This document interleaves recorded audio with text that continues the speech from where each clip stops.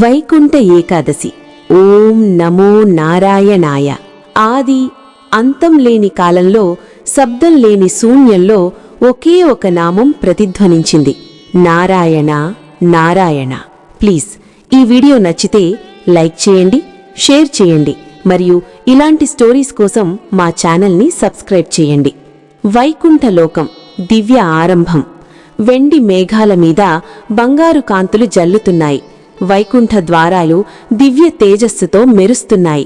4 చేతులలో శంఖం, చక్రం, గద, పద్మం చేతబట్టి శ్రీమన్నారాయణుడు అనంతశయనంపై విశ్రాంతిగా ఉన్నాడు. లక్ష్మీదేవి ఆయన పాదాల వద్ద సేవ చేస్తూ. అక్కడ కాలమే ఆగిపోయింది. కాని వైకుంఠంలో ఒక అపూర్వమైన కదలిక. దేవతల ముఖాల్లో ఆందోళన. భూలోకం కలియుగ చీకటి. అక్కడ మనుషుల జీవితం అవసరాల అడవిలో చిక్కుకుంది. లోభం, అహంకారం, క్రోధం, మోసం, ధర్మం మసకబారింది. భక్తి వ్యాపారమైంది. దేవాలయాలు ఖాళీ అవుతున్నాయి. ఒక వృద్ధుడు గుడి ముందు దీపం వెలిగిస్తూ అంటాడు, ఇప్పుడు దేవుణ్ణి కాదు, మనిషినే మరిచిపోయాడు. ఆ మాటలు ఆకాశాన్ని తాకుతాయి. దేవలోక సంకట సభ. ఇంద్రుడు, బ్రహ్మ, శివుడు, నారదుడు అందరూ వైకుంఠానికి చేరుకుంటారు. నారదుడు వీణ తాళం ఆపి, ప్రభూ, భూలోకంలో ధర్మం క్షీణిస్తోంది, కలియుగం తన అసలు రూపం చూపిస్తోంది. ఇంద్రుడు, మనుషులకు మార్గం చూపాలి ప్రభూ. అప్పుడు శ్రీమన్నారాయణుడు కళ్లను తెరుస్తాడు. ఆ క్షణంలో వైకుంఠం మొత్తం వెలిగిపోతుంది. వైకుంఠ ఏకాదశి రహస్యం. నారాయణుడు నెమ్మదిగా పలుకుతాడు, కలియుగంలో ప్రతి మనిషి తపస్సు చెయ్యలేడు, యజ్ఞాలు చెయ్యలేడు. ఒక చిన్న విరామం, కాని ఒక్కరోజు, ఒక్క నమ్మకం, ఒక్క ఉపవాసం వారిని వైకుంఠానికి చేర్చగలదు. అందరూ ఆశ్చర్యంగా చూస్తారు. ఆ రోజు పేరు వైకుంఠ ఏకాదశి. ఆ మాటతో వైకుంఠ ద్వారాలు నెమ్మదిగా తెరుచుకుంటాయి. వైకుంఠ ద్వారం సింబాలిజం. వైకుంఠ ద్వారం అంటే కేవలం తలుపు కాదు, అహంకారాన్ని విడిచే ద్వారం, పాపాన్ని దాటే ద్వారం, భక్తిని పొందే ద్వారం. నారాయణుడు చెప్తాడు, ఈ రోజున నిజమైన భక్తితో నా నామస్మరణ చేసినవాడు వైకుంఠ ద్వారం దాటి మోక్షాన్ని పొందుతాడు. లక్ష్మీదేవి చిరునవ్వుతో, ప్రభూ, కాని మనుషులు నమ్ముతారా? నారాయణుడు, నమ్మకం ఉన్నవాడు ఎప్పుడూ ఉంటాడు లక్ష్మీ. ఒక చిన్న పల్లెటూరు. మట్టి రొడ్డు, ఆవుల మోత, గుడిగంట శబ్దం. అక్కడ రామయ్య పేద బ్రాహ్మణుడు. రోజూ గుడి ముందు దీపం వెలిగిస్తాడు. పుజారి అడుగుతాడు, రామయ్య, నువ్వు పేదవాడివి, అయినా రోజూ ఉపవాసమెందుకు? రామయ్య చిరునవ్వుతో, నాకు సంపద లేదు స్వామీ, కాని నారాయణుడి మీద నమ్మకం ఉంది. పరీక్ష. వైకుంఠ ఏకాదశి రాత్రి. చలి, ఆకలి, నిద్ర అన్నీ కలిసి రామయ్యను పరీక్షిస్తాయి. పక్కింట్లో పండగ భోజనం వాసన. శరీరం వణుకుతుంది. కాని రామయ్య కళ్లల్లో నారాయణుడి రూపం. ఓ నారాయణ, ఆకలి నీ ముందు చిన్నది. అతను భజన చేస్తూ వైకుంఠ ద్వారం కలలో చూస్తాడు. దివ్య దృశ్యం, కలకాడు, నిజం. అర్ధరాత్రి ఆకాశం మెరుస్తుంది. వైకుంఠ ద్వారం తెరుచుకుని విష్ణుదూతలు దిగివస్తారు. గ్రామం మొత్తం నిశ్శబ్దం. రామయ్య ఆశ్చర్యంగా, ఇది కలెనా ప్రభూ? దూతలు, నీ భక్తి కలను నిజం చేసింది. మరో ముఖం, పాపాత్ముడి పరిచయం.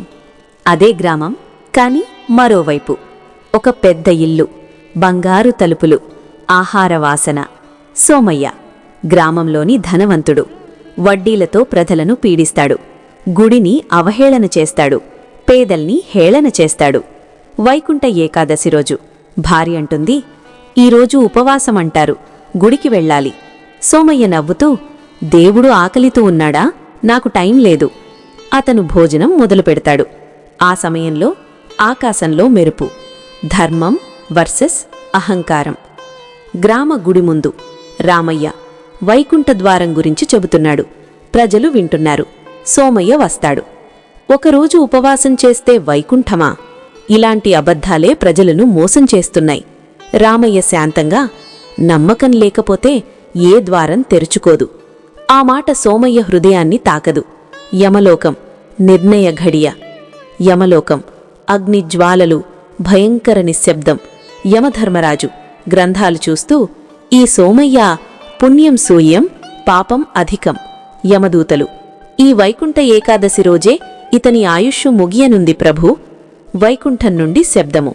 వైకుంఠంలో సంకల్పం. వైకుంఠంలో నారాయణుడు నారదునితో, భక్తి ఉన్నచోట నా కరుణ ఉంటుంది.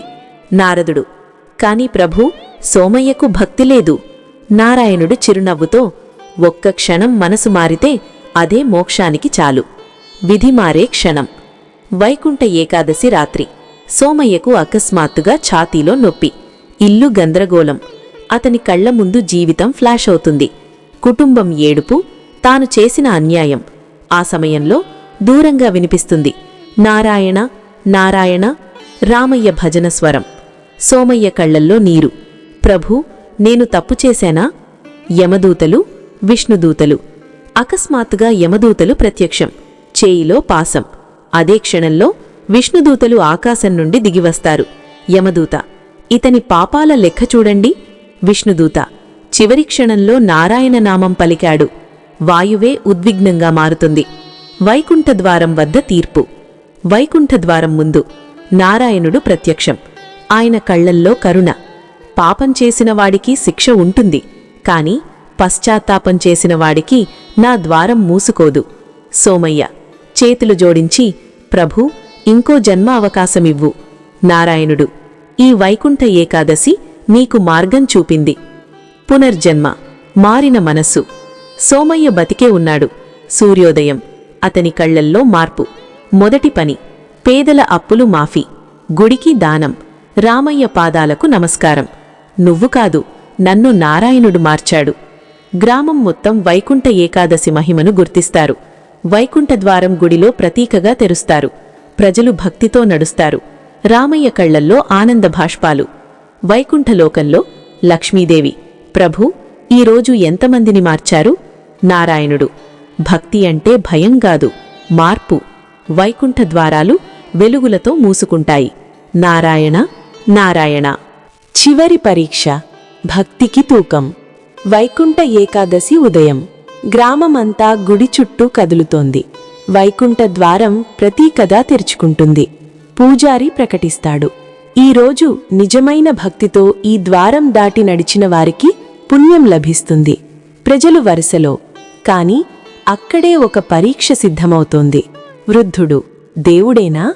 ద్వారం ముందు ఒక వృద్ధుడు, చినిగిన బట్టలు, వణికే శరీరం. బిడ్డా, ఆకలిగా ఉంది. ప్రజలు పక్కకు నడతారు. పక్కకు పో, ద్వారం మూసేస్తారు. రామయ్య మాత్రమే ఆగుతాడు. అతని చేతిలో ఉన్న చివరి నీరు ఆ వృద్ధుడికిస్తాడు. ముందు మీరు తాగండి తాతా. వైకుంఠ ద్వారం మూసుకుపోతుంది. అంతలో గుడి గంటలు గట్టిగా మోగుతాయి. వైకుంఠ ద్వారం మూసుకుపోతుంది. ప్రజల్లో కలకలం. రామయ్య లోపలికి వెళ్లలేకపోయాడు. పూజారి, ద్వారం మూయబడినవి, ఇక అవకాశం లేదు. రామయ్య ముఖంలో బాధ లేదు, శాంతి మాత్రమే. ఆకలితో ఉన్నవాడికి సేవ చేయగలిగితే అదే నా వైకుంఠం. నిజస్వరూపం. దేవుడు ప్రత్యక్షం. ఆకాశం ఒక్కసారిగా వెలిగిపోతుంది.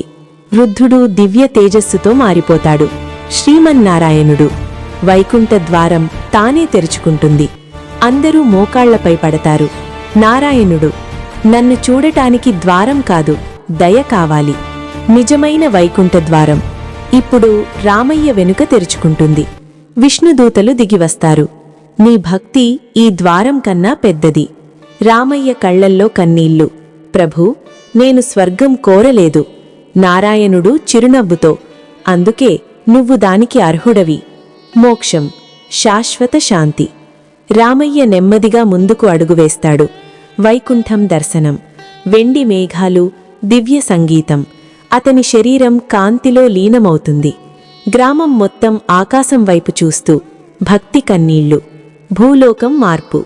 సోమయ్య గ్రామానికి నాయకుడుగా మారాడు. అన్యాయం చెయ్యడు, ధర్మం పాటిస్తాడు. ప్రజలకు చెబుతాడు, వైకుంఠ ఏకాదశి ఉపవాసం కాదు, మనస్సు మార్పు. వైకుంఠంలో ముగింపు. లక్ష్మీదేవి మాట్లాడుతూ, ప్రభూ, ఒక భక్తుడు మనకు మార్గం చూపాడు. నారాయణుడు, ప్రతి వైకుంఠ ఏకాదశికి ఇదే సందేశం. వైకుంఠం ఎక్కడో కాదు, దయ ఉన్న హృదయంలో ఉంది. ఓం నమో నారాయణాయ. ప్లీజ్, మీకీ వీడియో నచ్చితే లైక్ చేయండి, షేర్ చేయండి. మరియు ఇలాంటి స్టోరీస్ కోసం మా ఛానల్ని సబ్స్క్రైబ్ చేయండి. శుభం.